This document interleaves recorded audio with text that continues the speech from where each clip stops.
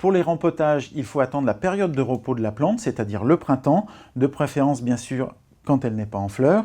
Par contre là, j'ai envie de les réunir dans une grosse potée pour avoir une grosse potée pleine de fleurs de Schlumbergera. Simplement ce que je ferai, une fois le rempotage terminé, je vais la laisser à l'endroit où elle est, je ne vais pas la déplacer, elle déteste qu'on la change de place et c'est une des raisons principales qui explique la chute des boutons floraux.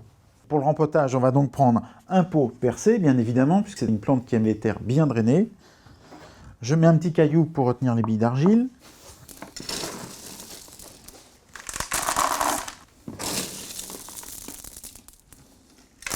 Voilà, j'ai mis 5 bons centimètres de billes d'argile. On va rajouter le feutre maintenant, qui lui va retenir les particules de terreau lors de l'arrosage. Et je vais rajouter mon terreau. J'ai donc pris un terreau ordinaire, un petit peu riche en matière organique, dans lequel j'ai mélangé beaucoup de sable. Vous pouvez aussi utiliser un terreau spécial cactus qui est déjà mélangé avec le sable. Et maintenant, je vais installer les plantes. Alors, comme je vous le disais, la période de floraison, ce n'est pas la meilleure période pour les rempoter. Donc, je vais essayer de conserver la motte la plus intacte possible en les installant dans le pot. Manipulez délicatement les feuilles parce que ça casse assez facilement.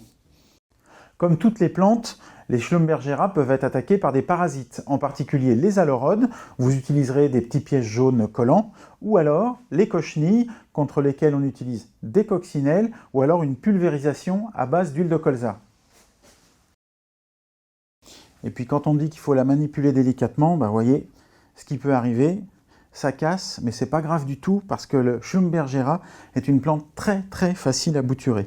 Il suffit de prélever les petites feuilles, vous voyez, qui sont là. On en prélève une.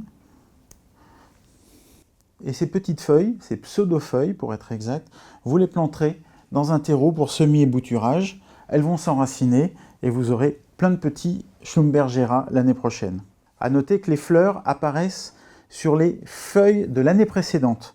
Donc, après la floraison, si vous avez besoin de le tailler pour lui limiter un petit peu son expansion, vous couperez tout de suite après la floraison, parce que sinon, ces jeunes feuilles, si vous les coupez, il n'y aura pas de fleurs l'année suivante. Voilà, le rempotage est fini, je vais l'arroser. Alors, c'est une des rares exigences du Schlumbergera, c'est qu'il lui faut une eau non calcaire et si possible à température ambiante. L'excès de calcaire peut lui être fatal. Et si vous placez une soucoupe sous le pot pour ne pas tacher les meubles, eh bien pensez bien à la vider, qu'il n'y ait surtout pas d'eau stagnante au pied de la plante. N'hésitez pas à placer votre potée en hauteur parce que c'est une plante qui a un port plutôt retombant. Vous pourrez l'admirer encore mieux.